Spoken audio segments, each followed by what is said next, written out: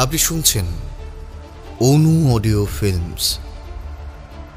প্রতি শুক্রবার ঠিক রাত 9টায় আমরা আপনাদের জন্য নিয়ে আসি তারানাথ তান্ত্রিকের রোমাঞ্চকর কিছু গল্প। আজ আপনি শুনবেন সুকান্ত দাসের কলমে নিত্যানন্দের সোনার মোহর, নাট্যরূপ দ্য ইঙ্ক পোর্টাল। গল্পটি শুনে ভালো লাগলে অবশ্যই আমাদের চ্যানেলটি সাবস্ক্রাইব করে বেল আইকন প্রেস করে রাখবেন এবং অবশ্যই গল্পটি শুনে আপনার কেমন লাগলো, আমাদের কাছে আরও কি গল্প আপনারা শুনতে চান সেটা আমাদের কমেন্টসে জানাতে অবশ্যই ভুলবেন না।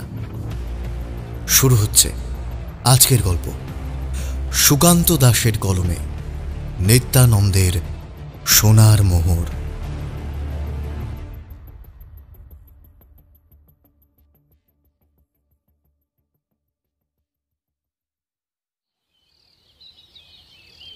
মধ্য দুপুর, আকাশের রোদটা যেন একেবারে সোজা গ্রামটাকে লক্ষ্য করে নেমে এলো।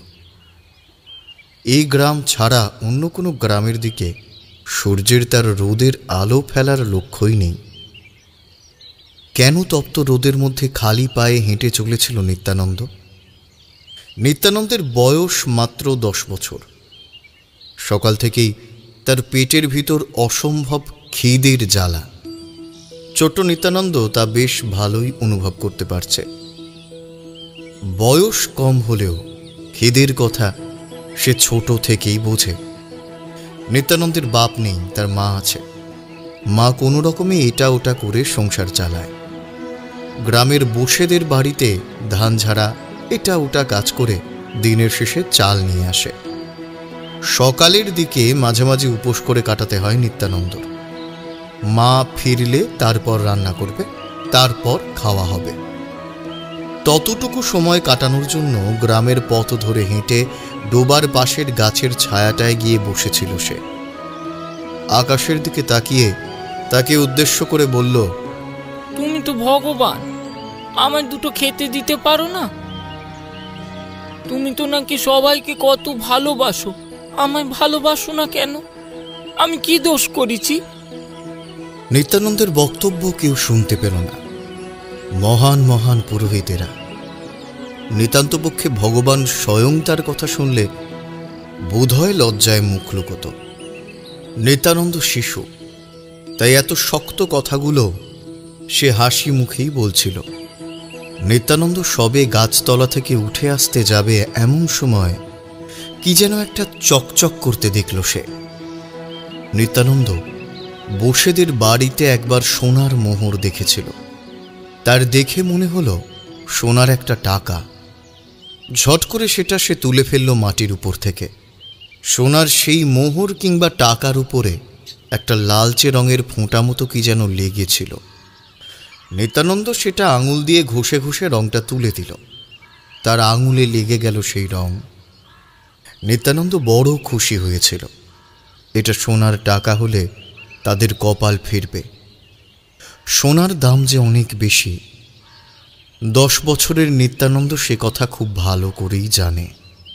খুশি মনে সে সোনার কয়েনটা নিয়ে যেই পিছন ফিরে হাঁটতে যাবে, এমন সময় গাছের ওপরে ভেসে থাকা একটা গালচে ছায়া এই দিনের বেলা রোদের আলোর মধ্যেই নিত্যানন্দের গায়ের উপরে যেন ঝাঁপিয়ে পড়ল। একবার নিত্যানন্দের মনে হলো ঠান্ডা একটা হাওয়া তার ঘাড় বরাবর চলে গেছে। সেই সোনার কয়েনটা তখন তার হাতে শক্ত করে চেপে ধরেছে নিত্যানন্দ। সে লক্ষ্য করল না তার হাতে লাগা লালচে সেই রংটা যেন তার সারা হাতে ছড়িয়ে পড়েছে আস্তে আস্তে। বিকেলের পর সন্ধে এলো। অবশেষে চাল নিয়ে নিত্যানন্দের মা বাড়ি ফিরল। নিত্যানন্দ সেই সোনার কয়েনটা দেখালো তার মাকে। এ কি গো, এটা তো সোনার মোহর। এই মোহর কোথায় পেলি তুই? আমি তো এই মোহর বাবুদের বাড়িতে দেখেছি। এমন সোনার মোহর ওখানে আছে। এটা বাবুর কাছে নিয়ে গেলে হয়। কিন্তু তুই এটা কোথায় পেলি রে? চুরি টুরি করিসনি তো? বিশ্বাস করো মা, আমি এটা চুরি করিনি। ওই ওই ডোবার পাড়ে বেল গাছের তলা দিয়ে যখন আসছিলাম তখন কুড়িয়ে পেয়েছি। কিন্তু মা, আমার হাতে লাল রঙের এটা কি লেগে আছে দেখো। হ্যারিকেনের অল্প আলোয় ছেলের হাতের দিকে তাকাতেই চমকে উঠলেন মালতী। তার হাতে যেটা লেগে রয়েছে সেটা রক্ত ছাড়া আর কিছু নয়। চমকে উঠে সাদা কাপড়টা দিয়ে ডলে ডলে হাতটা মুছতে লাগলেন মালতী। ওমা দেখো দেখি, তোর হাতে তো রক্ত লেগেছে রে। কি করে রাখলো এই রক্ত? কি করে লাগলো? এদিকে আয় দেখি। কি যে করিস না, নিশ্চয়ই হাতটা কেটে ফেলেছিস। কিন্তু অবাক কাণ্ড, তার হাতে লেগে থাকা রক্তের দাগ সাদা কাপড় দিয়ে মোছার পরেও ওঠানো গেল না। ঠিক কোথায় কেটে গেছে হাতটা মালতী সঠিক বুঝতে পারলেন না। হাতের কোথাও ক্ষতচিহ্ন নেই। মালতী একটু অবাক হলেও নিত্যানন্দের হাতটা ভালো করে মুছিয়ে দিলেন। তারপর রাতে কোনো রকমের সেদ্ধ ভাত বানিয়ে মা ছেলে দুজনে খেয়ে ওরা শুয়ে পড়ল। রাতের বেলা নিত্যানন্দের ঘুমটা হঠাৎ করেই ভেঙে গেল। আর ঘুম ভাঙতেই তার মনে হলো কে যেন তাকে ডাকছে। ঘরের বাইরে বাঁশের জানালা যেখানে রয়েছে সেখানে সামান্য মাটি ভেঙে পড়েছে। সেখান থেকেই কে যেন তাকে ডাকছে। এ যেন একটা বৃদ্ধের মতো গলার আওয়াজ। নিত্যানন্দ, আমার সঙ্গে আয়, আয় আমার সঙ্গে। সোনার পয়সা নিবি না? এখন বাইরে বেরোলে তো মা বকবে। তোর মা এখন ঘুম থেকে উঠবে না। তুই আয়, তোকে আরো সোনার পয়সা দেব। কথা বলতে বলতে ঘুমের ঘোরে নিত্যানন্দ ঘর থেকে বাইরে বেরিয়ে এলো। দরজা খুলে বাইরের উঠোনে নামতেই ঠান্ডা একটা হাওয়া ঝাপটা দিল তার গায়ে। নিত্যানন্দ ঘুম জড়ানো চোখে চারপাশে তাকিয়ে দেখল কেউ কোথাও নেই। যেই না সে পেছন ফিরে ঘরে ঢুকতে যাবে এমন সময় সে দেখতে পেল বারান্দার চাঁদের আলোয় ঝকঝক করছে একটা সোনার মোহর। সেটা পড়ে আছে ঠিক তাদের বারান্দার কাছে। নিত্যানন্দের ঘুম ছুটে গেল। মুহূর্তের মধ্যে সে খপ করে সোনার মোহরটা তুলতে যেতেই একটা চাপা হাসির শব্দ শুনতে পেল। নিচু হয়ে নিত্যানন্দ দেখল উঠোনটা যেখানে শুরু হয়েছে ঠিক সেখানে দুই পায়ের কাছে দুটো হাত জড়ো করে মাথাটা দু হাতে ধরে কে যেন একটা বসে আছে।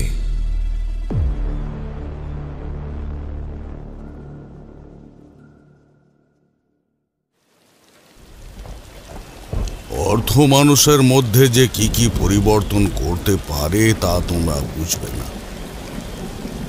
এমন অনেক কিছু আমি দেখেছি যা তোমাদের কাছে বর্ণনা করতেও পারবো না। সে তো মানুষের মধ্যে অনেক কিছুই পরিবর্তন হয় ঠাকুরমশাই, সে কথা আমরা জানি। কিন্তু আপনি ঠিক কোন পরিবর্তনের কথা বলছেন বলুন তো?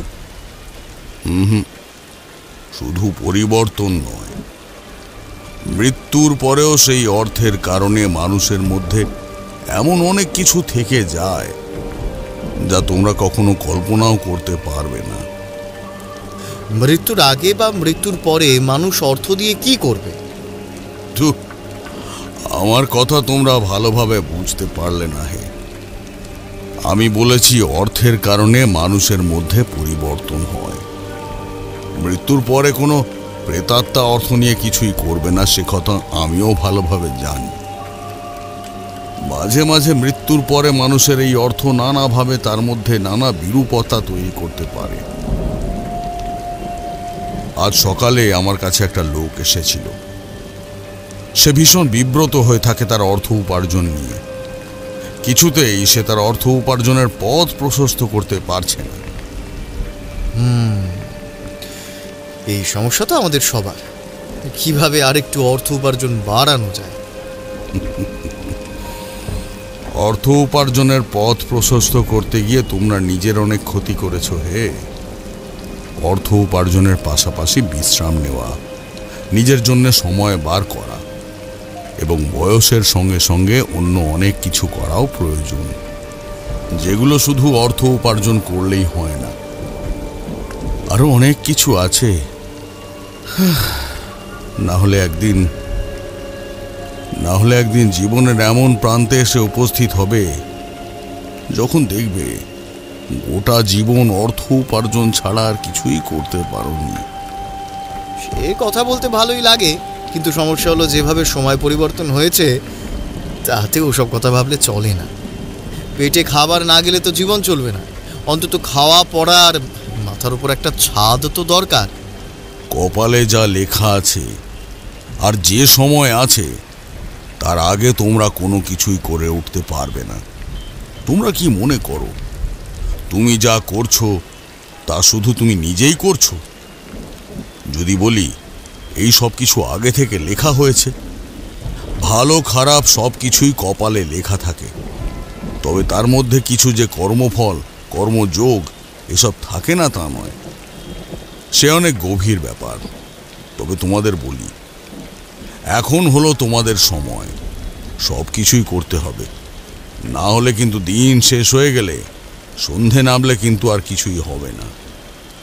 আহা ঠাকুরমশাই, আপনি আবার সেই তত্ত্বকথা শুরু করলেন। এসব তত্ত্বকথার জন্য তো আমরা এখানে আসিনি। দেখুন বাইরে কেমন ঝমঝম করে বৃষ্টি পড়ছে। এই এমন বর্ষার দিনে একটা বেশ ভয়ের গল্প না হলে তো আর হচ্ছে না। বেশ বেশ, তোমরা যখন আজ এই বর্ষার দিনে একটা ভয়ের গল্প শুনতে চাইছো তাহলে তাই হোক। যাকে দাও, পাসিং শোয়ের প্যাকেটটা একটু এগিয়ে দাও।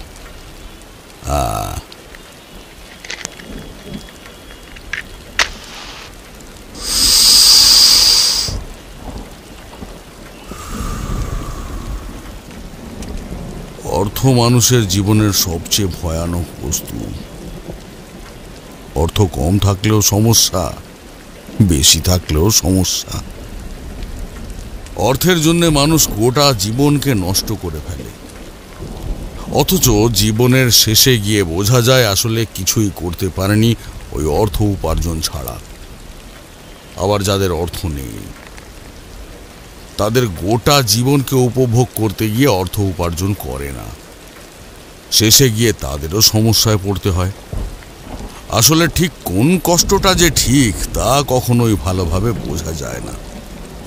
কষ্ট যাই হোক, কিন্তু মাঝে মাঝে এই অর্থের লোভ মানুষকে এমনভাবে জর্জরিত করে ফেলে যে মৃত্যুর পরেও তার সেই মায়া কাটিয়ে সে এখান থেকে যেতে পারে না, আর তাতে অন্য জীবিত মানুষদের পড়তে হয় বিপদে। এমনই এক ঘটনার সম্মুখীন আমি একবার হয়েছিলাম। একবার গিয়েছিলাম মোহনপুর বলে একটা গ্রামে। মোহনপুর কিন্তু এই দিকে নয়, বাঁকুড়া পেরিয়ে তারপর আরো যেতে হয়। তখন অত কিছু জানতাম না, পরে খোঁজ নিয়ে জেনেছিলাম মোহনপুর বাঁকুড়ার কাছাকাছি। যাই হোক, গ্রামটি লাল মাটির গ্রাম। গ্রামের চারপাশে ধুধু প্রান্তর, বড় বড় গাছপালার জঙ্গল, আর এখানে ওখানে ছড়িয়ে ছিটিয়ে থাকা দু একটা ছোট বড় পুকুর। তবে পুকুরে জল কম। মোহনপুরে গিয়েছিলাম একদিন দুপুরে, তখন গরমের সময়। রোদ্দুরের দাবদাহে তপ্ত হয়ে মোহনপুরে পৌঁছে কম জলের একটা পুকুরে স্নান করে নিয়ে উপরে উঠে বড় গাছের তলায় শুয়ে বিশ্রাম নিচ্ছিলাম। এমন সময় দেখি একজন স্ত্রীলোক কাপড়ের কোঁচড়ে কি যেন শাক পাতা তুলে নিয়ে যাচ্ছে।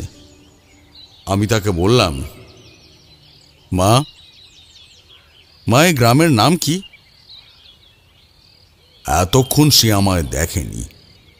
এইবার আমায় দেখতে পেয়ে প্রথমে থতমত খেয়ে গেল একটু, তারপর তাড়াতাড়ি তার সাদা কাপড়ের অংশটা মাথায় ঘুমটা মতো জড়িয়ে নিয়ে বলল, আগে এই গ্রামের নাম মোহনপুর, কিন্তু আপনি এখানে শুয়ে আছেন কেন? এত রোদে তো কষ্ট পাবেন। আপনি যদি মানে আর কি কিছু যদি অসুবিধে না থাকে আমার সঙ্গে আসুন না, দুটো জল বাতাসা খেয়ে একটু বিশ্রাম নিতে পারবেন। বুকের ভিতর কোথায় যেন ধাক্কা দিল কথাটা। আহারে, কত কষ্ট করে কথাটা বলছে সেই স্ত্রীলোক। তার গলা শেষের দিকে কেঁপে উঠেছিল। বড় কষ্ট হলেও তার গলা শুনে বললাম, তুমি যে তোমার বাড়িতে আমাকে নিয়ে যেতে চেয়েছো, আশ্রয় দিতে চেয়েছো, এটাই আমার কাছে অনেক, বুঝলে? খাবারের প্রতি আমার কোনো আকর্ষণ নেই। তবে তুমি শাক পাতা তুলে নিয়ে যাচ্ছ কেন? সে কিন্তু কিছু বলল না, হেসে কথাটা এড়িয়ে গেল। আমায় নিয়ে তার বাড়িতে গিয়ে পৌঁছালো তারপরে। আর সেখানে পৌঁছাতেই দেখতে পেলাম তার বাড়িটা বেশ ছোট, ছোট একটা উঠোন, তারপরে দাওয়া, আর তারপরে তার ঘর। ঘরের অবস্থাও খুব একটা ভালো নয়। মাটির দেওয়াল এখানে ওখানে ভেঙে পড়তে শুরু করেছে। ঘরের চাল পাতলা হয়ে গেছে। বর্ষার দিনে এই ঘরে বৃষ্টির জল এসে পড়ে। আমাদের পায়ের শব্দ শুনেই বুঝি একটা 10-11 বছরের ছেলে ঘর থেকে বাইরে বারান্দার কাছে এসে দাঁড়ালো। আর ঠিক সঙ্গে সঙ্গে তার দিকে তাকিয়ে আমি চমকে উঠলাম। যেন মনে হয় একটা বাচ্চা ছেলের কঙ্কাল। তার গায়ে কেউ চামড়া পরিয়ে দিয়ে গেছে। 2 চোখ কোটরের ভিতরে ঢুকে গেছে। চোখের তলায় কালি এত গাঢ় হয়ে গেছে যেন মনে হয় এইমাত্র কেউ রং লাগিয়ে দিয়ে গেছে। বুকের হাড় পাঁজরা গোনা যায় পর্যন্ত। অনেক সময় শিশুরা রোগা হয়, কিন্তু এই রোগা হওয়া সাধারণ ব্যাপার নয়। কোনো প্রবল শরীর খারাপ হয়েছে কি তার? বুঝতে পারছি না। ছেলেটা বাইরে বেরিয়ে এসে ম্লান হাসলো। মা, কে এনেছ আমার জন্য? তিনি মুখে কিছু বললেন না। ছেলেটার মাথায় হাত দিয়ে তাকে রান্নাঘরের দিকে নিয়ে গেলেন। একটু পরেই একটা পাত্রে জল আর কিছু বাতাসা নিয়ে আমায় দিয়ে গেলেন সেই স্ত্রীলোকটি। এই নিন বাবা, ওই একটু জল বাতাসা খেয়ে একটু বিশ্রাম করুন আপনি। রান্নাটা তো চড়াতে হবে। আসলে ওই সেদ্ধ ভাত আর একটু শাক পাতা ছাড়া আর তো কিছু দিতে পারবো না বাবা। যে অন্ন দেয় সে হলো সাক্ষাৎ মা অন্নপূর্ণা। মা অন্নপূর্ণার হাতে সবকিছুই যে অমৃত। ঘুমটার আড়ালে তার চোখ থাকলেও বুঝতে পারলাম তার চোখে জল এসেছে। মোটা চালের সেদ্ধ ভাত আর শাক পাতা খেলাম। খারাপ লাগলো না, কিন্তু বুঝতে পারলাম তাদের খাওয়া বোধহয় ভালোভাবে হলো না। ছেলেটি নিজের খাওয়া শেষ করে আমার পাতের দিকে তাকিয়ে দেখছে। বললাম, মা, এই ভাত তো আমি এঁটো করে ফেলেছি, কিন্তু আমি যে আর খেতে পারছি না। তোমার ছেলে যদি খায়, মানে যদি কিছু মনে না করো। সেই স্ত্রীলোকটি কিছু বলল না। নির্বিকারভাবে থালাটা তুলে নিয়ে গেল। বুঝতে পারলাম তার নিজেরও খাওয়া হয়নি বোধহয়। নিজের ভাতের অংশটুকু আমায় দিয়ে দিয়েছিল। এই বিষয়টা বুকের ভিতর কোথায় যেন ভীষণ বিঁধল। ভাবলাম এখানে থাকবো না, চলে যাই। তার আতিথেয়তা বড় সুন্দর, কিন্তু কষ্ট করে সেই স্ত্রীলোকটি তার ছেলে এবং নিজের জন্য যে সামান্য খাবারটুকু জোগাড় করে, আমি এখানে থাকলে সেই খাবার আমার পেটে যাবে রোজ, এবং এরা দুজন অভুক্ত থাকবে। চলে আসবো ভাবছি, এমন সময় সেই ছেলেটি আমার কাছে এসে বসল। সেই ছেলেটি আমাকে বলল, আমার মায়ের বড় কষ্ট সাধু বাবা। আমার মায়ের কষ্ট কমিয়ে দিতে পারো না? আমায় ঠিক করে দিতে পারো না? কেন, কি হয়েছে তোমার? আমি জানি না, রাত্রির বেলা ঘুমোতে পারি না। ঘুমোলে মনে হয় কে যেন আমায় ডাকে, না গেলে চিৎকার করে। আমার আমার আমার ঘরে ঢুকে পড়ে, আমাকে টানতে টানতে বাইরে নিয়ে যায়, তাই ঘুমোতে পারি না। না ঘুমিয়ে ঘুমিয়ে আমার এমন অবস্থা হয়েছে। আমার মা বড় চিন্তা করে আমার জন্য। চট করে মাথার ভিতর কেমন যেন ব্যাপারটা ঘুরে গেল। না ঘুমিয়ে ঘুমিয়ে তার এমন অবস্থা হয়েছে, চোখের তলায় কালি, চেহারা এমন, কিন্তু কারণটা কি? সে কিছু বলতে পারল না। সে রাতের বেলা প্রচণ্ড ভয় পায়, কেউ তাকে ডাকে, চিৎকার করে, এমনকি বাইরে না গেলে তাকে টানতে টানতে বাইরে নিয়ে যায়। সেই সময় সে যতই চিৎকার করুক, কিছুতেই তার মায়ের ঘুম ভাঙে না। এইসব কথা বলে সে চলে গেল ঘরের ভিতরে। একটু পরে সেই স্ত্রীলোকটি আসতেই আমি তাকে বললাম, মা, আমি এখান থেকে চলে যাব বলেই ভেবেছিলাম। তুমি আমার যা যত্ন করেছো তা অনেকদিন পর আমার মার কথা মনে পড়ে গেল। এমনভাবে আমার মা যত্ন করতো আমাকে। কিন্তু তোমার ছেলের এমন অবস্থা কেন মা? তার বুকের হাড় গোনা যায়, এমন রোগা হয়ে গেছে কেন? আমি যে কি বলি বাবা, জানি নে আমি। আমার ছেলেটার যে কি হলো, সেদিন একখানা সোনার মোহর নিয়ে বাড়িতে এলো, তারপর থেকে আমার ছেলেটা এমন করছে। রাতের বেলা আমারও যে কি মরার ঘুমে ধরে, কত চেষ্টা করি জেগে থাকার, কিন্তু পারি না। যখন ঘুম ভাঙে দেখি ছেলেটা আমার ঘরের কাছে, দরজার কাছে একেবারে বসে আছে। বুকের ভিতর একখানা ভয় হয়, মনে হয় ছেলেটা যেন বাইরে কার দিকে তাকিয়ে তাকিয়ে কথা বলছে। সারা রাত ঘুমোতে পারে না ছেলেটা, আমি মাঝখান থেকে ঘুমিয়ে পড়ি। আমার যে সেই সময় কি মরণ ঘুমে ধরে। এলোমেলো কথার মধ্যে দিয়ে কিছু ভালোভাবে বুঝতে পারলাম না। এরপর শান্ত গলায় সে যখন সব কথা আমায় খুলে বলল, তখন বুঝতে পারলাম রাতের বেলা নিত্যানন্দের সাথে কিছু যে একটা হয় সেটা সত্যি। ছেলেটা মিথ্যে বলেনি। চিন্তা করবে না মা, আমি আজ রাতে এখানেই থাকবো। আমি দেখব আসলে কি হয় রাতে। তারপর যদি আমার দ্বারা কিছু করা সম্ভব হয় তাহলে তা আমি অবশ্যই করব। আমার কথা শুনে যেন সে ভীষণ খুশি হলো। সে দুহাত জোর করে অশ্রু সজল নয়নে বলল, আপনি যদি সত্যি সত্যি ব্যাপারখানা দেখেন, আমি বড় আশা পাই বাবা। না হলে আমার ছেলেটাকে যে আর বাঁচাতে পারবো বলে মনে হয় না। দেখুন না সাধু বাবা, আমি ওরে কবিরাজ, বৈদ্য সব কিছু দেখিয়েছি। সবাই বলেছে ওকে যে আর বেশি দিন বাঁচানো যাবে না। আমি মনে মনে ঠিক করলাম দেখব আসলে কি হয়েছে। ছেলেটাকে আমি বাঁচাবই। এমন অবস্থা থেকে ছেলেটাকে মরতে দেওয়া যাবে না। এই স্ত্রীলোকটির তার ছেলেকে নিয়েই সংসার। ছেলে মরে গেলে তাকেও বাঁচানো সহজ হবে না। তাই সে রাতে আমি সেই বাড়িতেই রয়ে গেলাম। তবে মনে মনে ঠিক করেছিলাম রাতের বেলা বাড়ির বাইরে থাকব। হতেই পারে কোনো কারণে রাতের বেলা বাড়িতে থাকা অবস্থায় ঘুমিয়ে পড়েছি। আমি ঘরে থাকলে হয়তো আমি নিজেও ঘুমিয়ে পড়ব। এখানে ছেলেটিকে কাছে ডেকে বলে দিলাম রাতের বেলা সে যেন ঘুমানোর চেষ্টা করে। বাইরে থেকে কেউ ডাকলেও সে যেন বাইরে না যায়। কিন্তু তখনও জানতাম না আমার এই কথার ফল কি হতে চলেছে। একটানা এতক্ষণ কথা বলে তারানাথ চুপ করতে কিশোরী বলে উঠল, বাড়িতে যখন প্রবেশ করেছিলেন তখন কিছু বুঝতে পারেননি? মানে অশুভ কিছু থাকলে সেটা তো আপনি আগে ভাগে বুঝতে পারেন।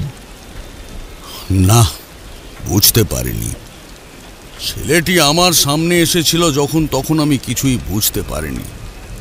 অর্থাৎ কোনো শক্তি সেখানে থাকলেও সে সব সময় তাদের সঙ্গে থাকতো না। সর্বদা ওদের উপরে নিজের ক্ষমতা প্রকাশ করত না। পরে যা বুঝতে পেরেছিলাম তাতে সবকিছুই পরিষ্কার হয়ে গেছিল, কিন্তু তখন তো আর সেটা জানতাম না। যাই হোক, রাতের বেলা কোন রকমে দুটো নাকে মুখে গুঁজে আমি বাইরে বেরিয়ে পড়লাম। স্ত্রীলোকটির নাম মালতী।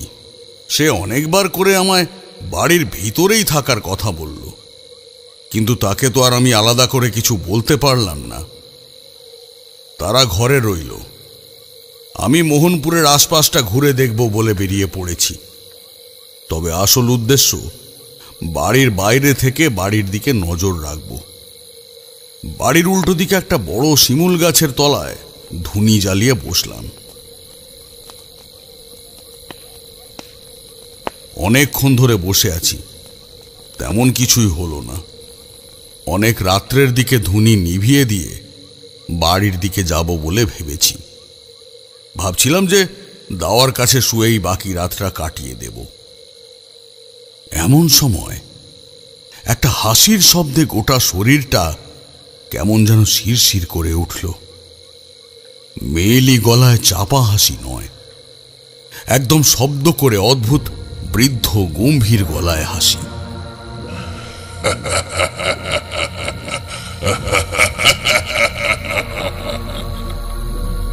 আর তার সঙ্গে শুনতে পেলাম নিত্যানন্দের গলা। আমি যাব না, আমি যাব না, আমার বড় কষ্ট হয়, আমি যাব না। কিন্তু কোথায় কথা বলছে ওরা? কথাটা ভাবতে ভাবতে আরো দুপা সামনের দিকে এগিয়েছি। দেখতে পেলাম এক অদ্ভুত দৃশ্য।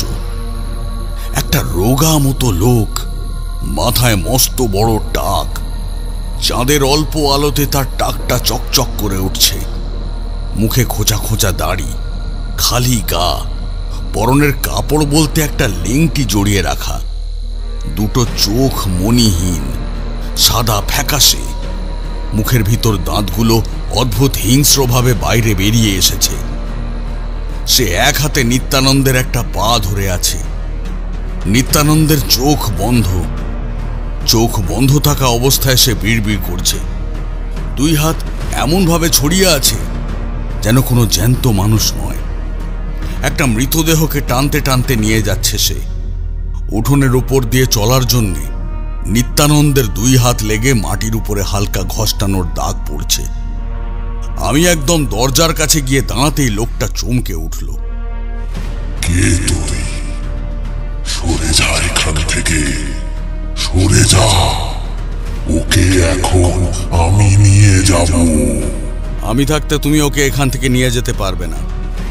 তার মানে তোমার জন্যই ওর এমন অবস্থা? তুই আটকাবি আমাকে? আমি ওকে নিয়ে যাবই। আমি এখান থেকে চলে গেলেও ওকে তুই আমার হাত থেকে মুক্ত করতে পারবি না। ওকে আমি একবার নয়, বারবার নিয়ে যাব এখান থেকে।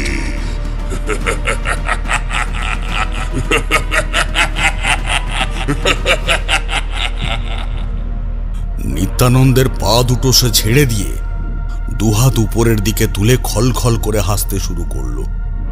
আমি চমকে উঠলাম। এত ক্ষমতা তার হলো কি করে? সে যেন আমার কথা বুঝতে পারল না। আবার নিত্যানন্দের একটা পা ধরে টানতে টানতে বাইরের দিকে বেরোতে যাবে। আমি একটা গোপন মন্ত্র উচ্চারণ করে খানিকটা মাটি তুলে নিয়ে দেহ বন্ধন করলাম। তারপর সেই মাটিতেই অন্য মন্ত্র পড়ে সেই মন্ত্রপুত মাটি ছুঁড়ে দিলাম সামনের দিকে দাঁড়িয়ে থাকা সেই প্রেতের গায়ে। এবারে সে থরথর করে কেঁপে উঠল। তার গলায় আগের মতো রাগ তেজের বদলে একটা তীব্র যন্ত্রণা ফুটে উঠল এবং তার সাথে যেন এক রাস ঘেন্না প্রকাশ পেল। আমার ক্ষতি করার চেষ্টা করিস না। আমার ক্ষতি করার চেষ্টা করলে তুই কিন্তু বাঁচবি না। আমি ওকে এমনি এমনি নিয়ে যাচ্ছি না। ওর আত্মা আমার কাছে বন্দী। আমি চমকে উঠলাম। একটা সোনার মোহরের কথা বলেছিল মালতী। আমায় সে বলেছিল সোনার মোহরে রক্ত লেগেছিল, আর সেটা পাওয়ার পর থেকেই এসব হয়েছে। তাহলে কি এই অশরীরী আত্মার সঙ্গে সেই সোনার মোহরের কোনো সম্পর্ক আছে? হঠাৎ করে চোখের সামনে যেন বৃদ্ধটা উধাও হয়ে গেল। দেখি নিত্যানন্দ পড়ে আছে মাটিতে। সে বিড়বিড় করছে। মালতী তখনই ঘর থেকে ছুটে এলো। তার মাথার ঘুমটা তখন আর নেই। কি সর্বনাশ হলো আমার ছেলেটা, আমার ছেলেটা। ও সাধু বাবা, সাধু বাবা, আমার ছেলেটাকে আপনি বাঁচাতে পারবেন না সাধু বাবা? আমার ছেলেটাকে কেউ এমন ভাবে নিয়ে যাবে, আমি সহ্য করতে পারবো না। কিছু একটা করুন আপনি, কিছু একটা করুন। আমি বুঝতে পারছিলাম সমস্ত কিছু যেখান থেকে শুরু হয়েছে সেখান থেকেই এই সমস্যার সমাধান করা যাবে। তাই সে রাতে আর কিছু করলাম না, ভাবলাম কাল সকালেই দেখা যাবে। আচ্ছা, আপনি তো মন্ত্রপুত মাটি তার গায়ে ছুঁড়ে দিয়েছিলেন, তারপরে তো সে সেখান থেকে চলে যায়, কিন্তু বাড়ির ভিতরে প্রবেশ করে সে এমনভাবে নিত্যানন্দকে নিয়ে যাচ্ছিল কি করে? সে কে যার এত ক্ষমতা? যে এসেছিল সে এক নিম্ন স্তরের প্রেত। আসলে সেই প্রেতের পিছনে ছিল এক অদ্ভুত ইতিহাস, এ কথা পরে বলবো। যাই হোক, পরদিন সকালে নিত্যানন্দ কিন্তু আগের মতোই হয়ে গেল। তাকে প্রশ্ন করতেই সে বলল, আবার আবার কালকেও এসছিল, আমায় ডাকছিল, আমায় বলল ওই গাছের কাছে নিয়ে যাবে, কিন্তু ওখানে আমি যাব না, আমার বড় কষ্ট হয়। আমার বুকের উপর ও দাঁড়িয়ে থাকে, আর তারপর আমার মাটির ভিতরে পুঁতে দিতে চায়। আমি চমকে উঠলাম নিত্যানন্দের কথা শুনে। তুমি ওকে কোথায় দেখেছিলে প্রথমবার? তখন থেকেই কি ও তোমায় ডাকে? ওই যেদিন গ্রামের বাইরে পুকুরের কাছে ওই বেল গাছটার তলায় সোনার মোহর পেয়েছিলাম, সেদিন রাতের বেলায় ও আমায় প্রথমবার ডাকলো। তারপর বলল, আমার সঙ্গে আয়, তাহলে আরো মোহর দেব। আয় আমার সঙ্গে, আয় আয় আয়। এখন আমি যাব না, এত রাত্রির বেলায় বাইরে গেলে মা বকবে। বকবে না, তোর মা এখন ঘুমাচ্ছে। আমি বাইরে গেলাম, দেখি বাইরে কেউ নেই। তারপর দেখি ওইখানটায় বসে আছে ওই বুড়োটা। আমি বেরোতেই খপ করে আমার হাত ধরলো, টানতে টানতে আমায় নিয়ে গেল রাস্তায়। আমি চিৎকার করে কত মাকে ডাকলাম, কিন্তু কেউ শুনলো না। তারপর ওই পুকুরের কাছে নিয়ে গেল, বেলগাছটার তলায় মাটির উপর আমাকে শুইয়ে দিল। তারপর আমার বুকের উপর উঠে দাঁড়ালো, আর কি যেন একটা করতে লাগলো। আমি কিছু বুঝতে পারছিলাম না, মাথা ঘুরছিল, খুব ঘুম পাচ্ছিল। আমি ঘুমিয়ে পড়লাম। যখন জ্ঞান ফিরল, দেখি আমি আবার খড়ের ওই দাওয়ার কাছে বসে আছি। গোটা শরীর ব্যথায় টনটন করছে, আর আমার হাতের মধ্যে সেই মোহরটা। ওনার পয়সাটা যখন তুলে এনেছিলে তখন তাতে রক্ত লেগেছিল? হ্যাঁ হ্যাঁ হ্যাঁ সাধু বাবা, হ্যাঁ আপনি ঠিক কথা কয়েছেন, ঠিক কথাই কয়েছেন।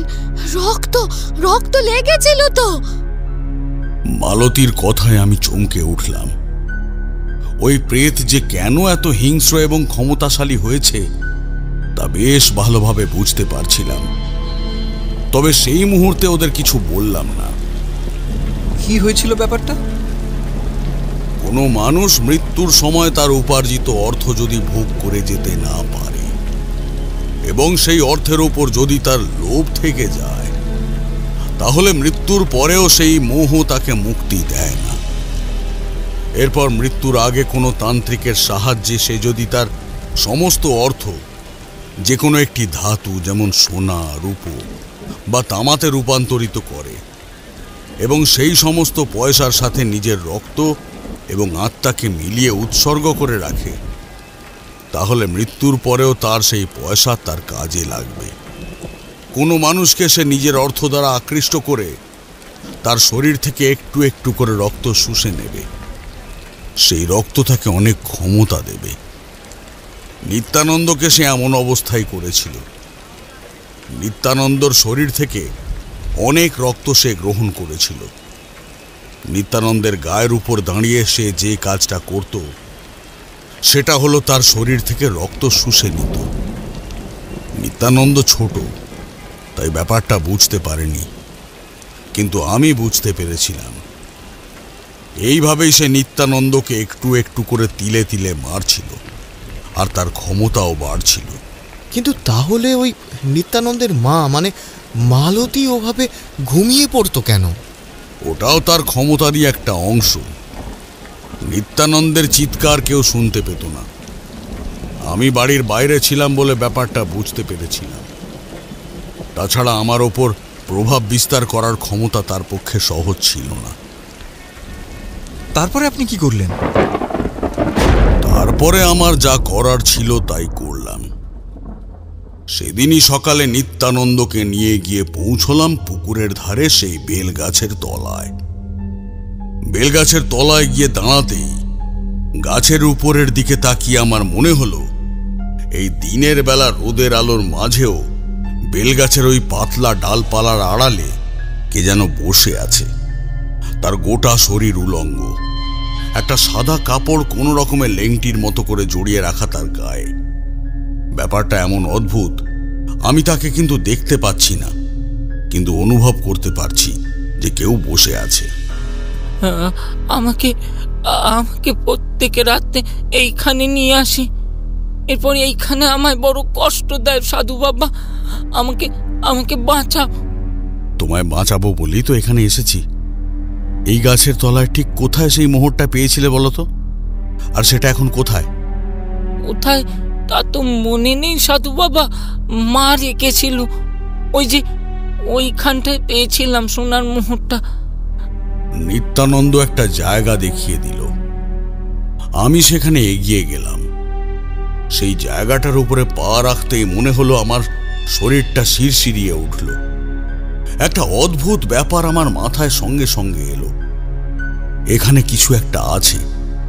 এই বেলগাছের নিচে মাটির আশেপাশে এমন কিছু একটা আছে যার সঙ্গে ওই বুড়ো প্রেতের সম্পর্ক রয়েছে। অনেকক্ষণ সেখানে রইলাম। নিত্যানন্দের সঙ্গে অনেক কথা বললাম, কিন্তু কিছুতেই কোনো লাভ হলো না। নিত্যানন্দের শরীর ক্রমশ খারাপ হচ্ছে। আমি তো আর এখানে সব সময় থেকে যেতে পারবো না। মনে মনে স্থির করলাম কিছু একটা করে নিত্যানন্দকে বাঁচাতেই হবে, যেভাবেই হোক। তাই সেই মতো বাড়ি ফিরে গিয়ে মালতীকে বললাম সেই সোনার মোহরটা খুঁজে বার করতে। বাইরের বৃষ্টিটা একটু একটু করে বাড়তে শুরু করেছে।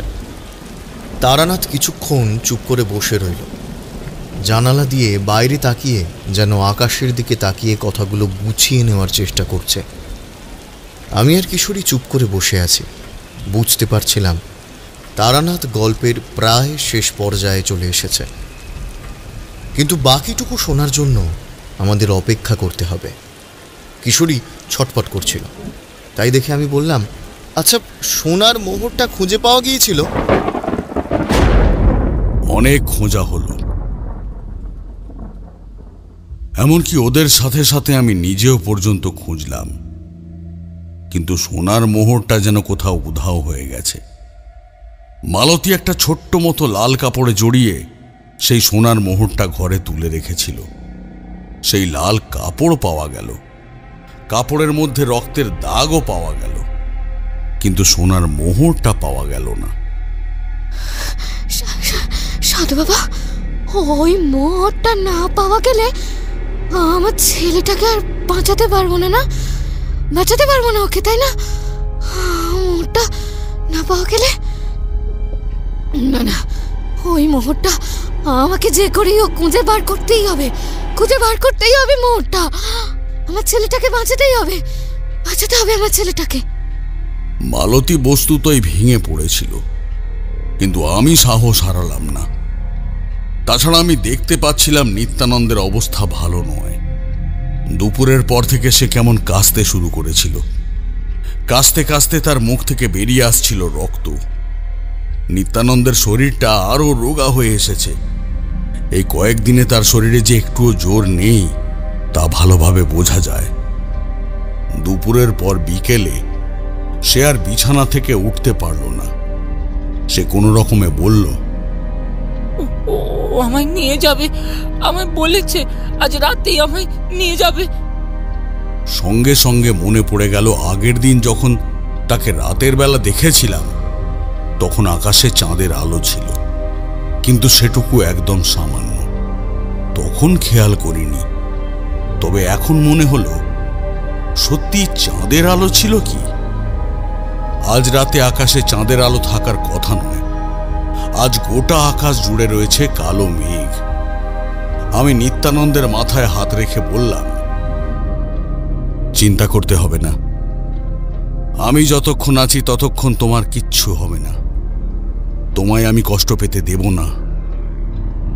কথাটা তো তাকে বললাম, কিন্তু কি করে যে তাকে বাঁচাতে পারবো সে কথা তখন আমি ভাবতে পারছিলাম না। তখনও জানতাম না আজ রাতের বেলা যে ভয়ানক দৃশ্যের সম্মুখীন আমায় হতে হবে তা আমি আমার গোটা জীবনে কমই দেখেছি। অনেক রাতের বেলা আবার সে এলো। আজও আমি বাইরে ছিলাম, জানতাম বাড়ির ভিতরে থাকলে কিছু একটা সমস্যা হতে পারে, কিন্তু সে প্রথম আমার কাছেই এলো।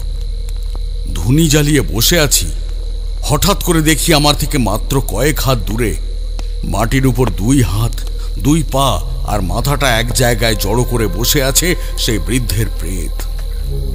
আমাকে উদ্দেশ্য করে সে বলল, তোকে বলেছিলাম এখান থেকে চলে যেতে, মোকাবিলা করতে পারবি না আমার সাথে। আজ রাতে নিত্যানন্দকে চিরদিনের জন্য নিয়ে যাব। ওর শরীর থেকে বাকি রক্ত আর জীবন শক্তি সব কিছু শুষে নিয়ে আজই ওকে আমি আমার মতো প্রেতে পরিণত করব।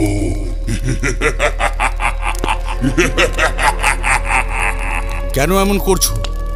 কেন বাচ্চা ছেলেটাকে এমন ভাবে মৃত্যুর দিকে ঠেলে দিচ্ছ? কেন কেন? ওর জীবন শক্তি সবটুকু নিয়ে আমি আবার বেঁচে উঠব।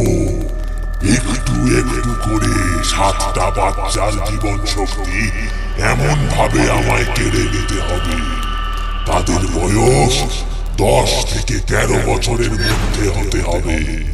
আর তাহলে আমি আমার জীবন ফিরে পাবো।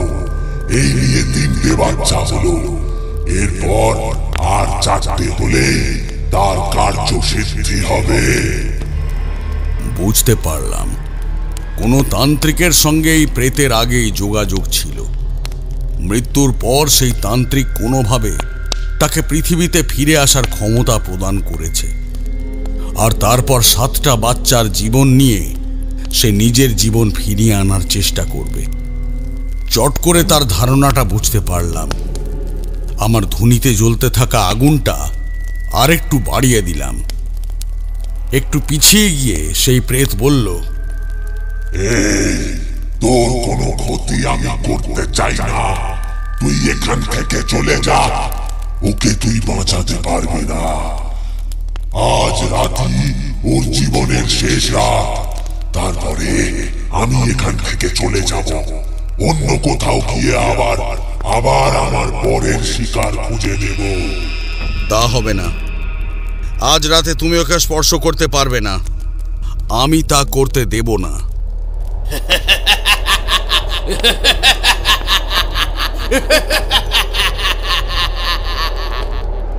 প্রচন্ড হাওয়ার শব্দ যেন আমার মাথার ওপর থাকা অসত্য গাছটাকে নাড়িয়ে দিল। অসত্য গাছের একটা ভারী ডাল মুহূর্তের মধ্যে ভেঙে এলো নিচের দিকে। আমি সরে গেলাম। সামনে জ্বলতে থাকা ধুনির আগুন নিভে গেল।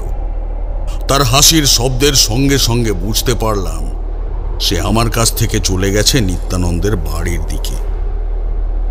দ্রুত এগিয়ে গেলাম।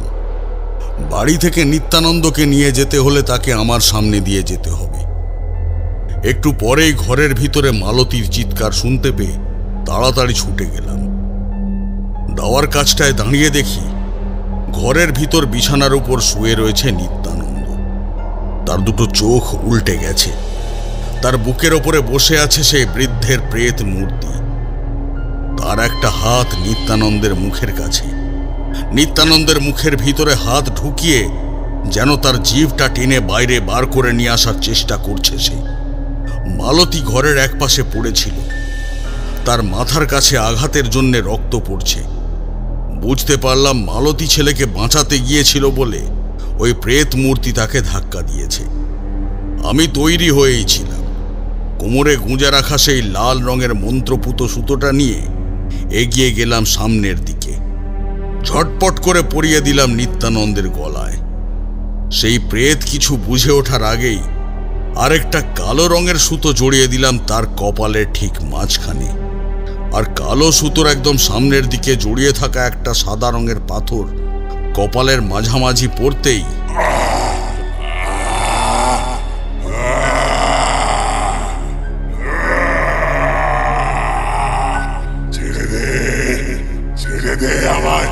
ছেড়ে দে, এই সরিয়ে ফেল ওই সুতো, আমায় ছেড়ে দে, আমায় ছেড়ে দে, আমার কপাল থেকে সরিয়ে ফেল। সরব না। আমার কথা শুনলে হয়তো তোকে এত কষ্ট দিতাম না, কিন্তু এবার তোকে ধ্বংস না করে আমি ছাড়ব না। আমি তারানাথের চোখের দিকে তাকিয়ে দেখি তার চোখ উজ্জ্বল হয়ে উঠেছে। আকাশের দিকে তাকিয়ে যেন সেই রাতের দৃশ্যটা সে দেখতে পাচ্ছে। রুদ্ধশ্বাসে অপেক্ষা করছিলাম আমরা। যে পাথরটি সুতোর প্রান্তে বাঁধা ছিল তা সাধারণ কোনো পাথর নয়। 2 দিন ধরে সেই পাথর জোগাড় করে তা এক বিশেষ প্রক্রিয়ায় আমি শুদ্ধ করে তৈরি করেছিলাম এমন মরণাস্ত্র। কোনো প্রেতাত্মা যদি নিজের আত্মাকে শয়তানের কাছে বন্ধক রেখে নিজেকে আবার ফিরিয়ে আনার চেষ্টা করে, তখন সেই আত্মার প্রতি শয়তানের নজর থাকে। ওই সাদা পাথর হলো শয়তানের জন্য সবচেয়ে অপবিত্র জিনিস। তাই ওই পাথর সেই আত্মার কপালের মাঝে স্পর্শ করতেই শয়তানের ক্ষমতা তার ওপর থেকে চলে যাবে। যে ক্ষমতায় সে এত কিছু করেছে সেই ক্ষমতা কমে যায়। তার কপালে হাত রেখে আমি গোপনে এক মন্ত্র উচ্চারণ করতে লাগলাম। গোটা ঘর ভরে উঠতে লাগলো মন্ত্রের শব্দে। আমার চোখের সামনে বিছানার ওপর তার গোটা শরীরটা কালো কাঠ কয়লার মতো পুড়ে গিয়ে গুঁড়ো গুঁড়ো হয়ে পড়তে লাগলো একটু একটু করে। গোটা ঘর ভরে উঠল মাংস পোড়ার গন্ধে। পুরো ঘর ময় পুঁতি গন্ধ আর চিৎকারে ভরে উঠতেই আমি নিত্যানন্দকে নিয়ে সঙ্গে সঙ্গে সেই ঘর থেকে বেরিয়ে এলাম। এতক্ষণে কোনো রকমে মালতীর জ্ঞান ফিরে এসেছিল। সেও উঠে বসে বিছানার দিকে তাকিয়ে সেই দৃশ্য দেখতে পেয়ে তাড়াতাড়ি ঘর থেকে বেরিয়ে এলো। আমি, নিত্যানন্দ এবং মালতী 3 জনে উঠোনের মাঝে গিয়ে দাঁড়ালাম। গোটা ঘরে যেন কালো ধোঁয়া ছড়িয়ে পড়তে লাগলো।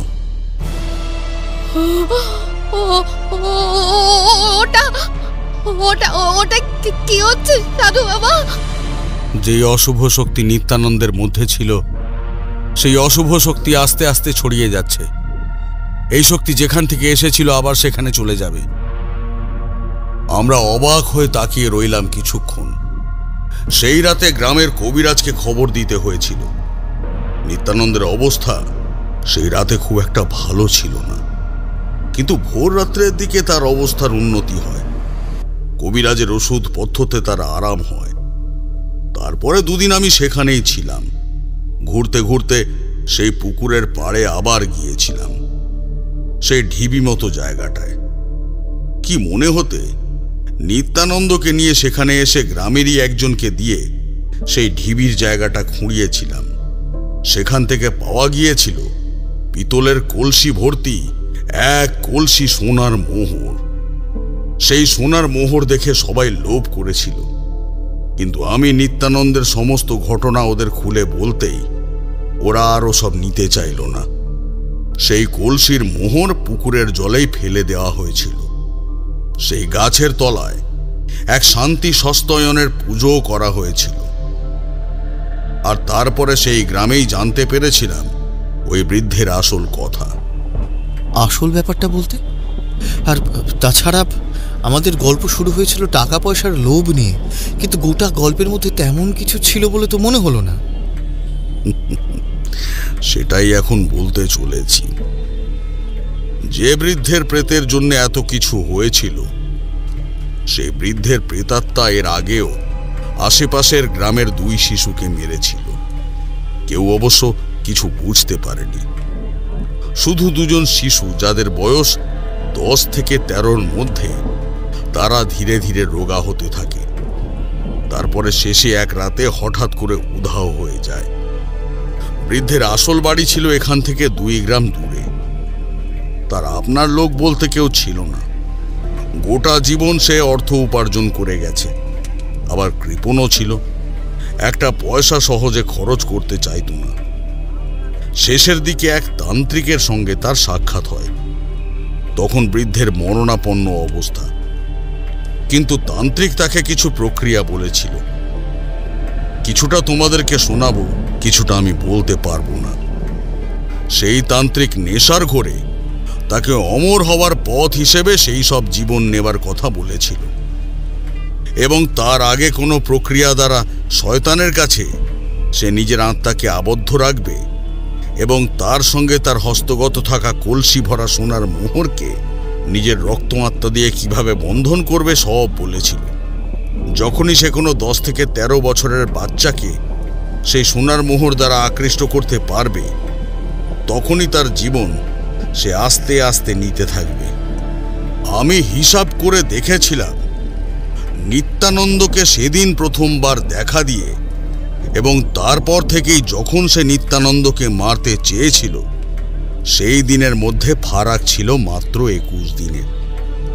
21 দিনের মধ্যেই এর আগেও 2 গ্রামে এমনভাবে 2 বাচ্চা ছেলের জীবনে নেমে এসেছিল এক ভয়ঙ্কর অভিসম্পাত। তার মানে আপনি বলতে চাইছেন ওই বৃদ্ধ লোকটি নিজের অমর থাকার জন্য এমন কাজ করেছিল, আর সে কাজে লাগিয়েছিল তার সোনার মোহর? আমার অনুমান ঠিক ছিল, তা আমি নিজেও জানি। এরপর 2 দিন সেই গ্রামে ছিলাম। নিত্যানন্দ একটু সুস্থ হতেই তাকে নিয়ে এক বিকেলে গোটা মোহনপুর ঘুরে দেখেছিলাম।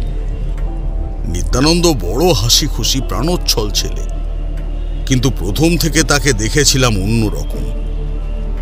এই অভিজ্ঞতার কথা আমি মনে রাখব।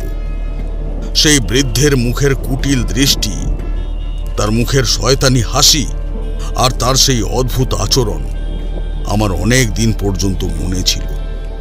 তবে এমন এক অভিশাপকে কাটাতে পেরেছিলাম বলে মধুসুন্দরী দেবীকে আমি অনেক প্রণাম করেছিলাম।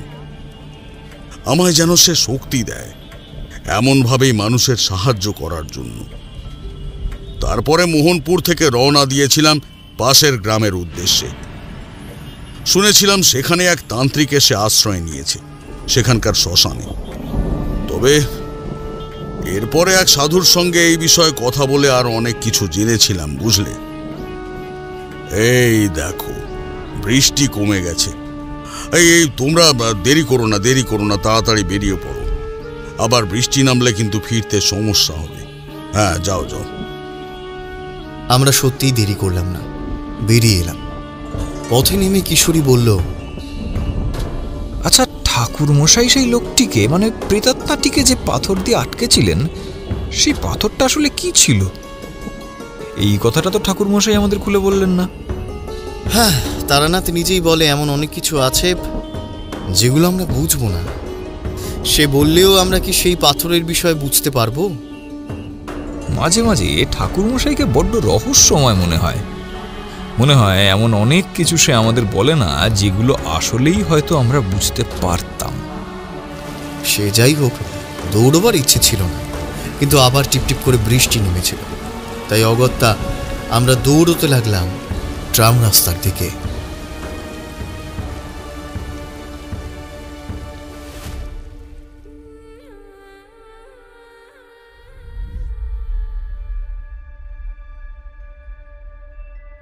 শুনছিলেন সুকান্ত দাশের কলমে নিত্যানন্দের সোনার মোহর।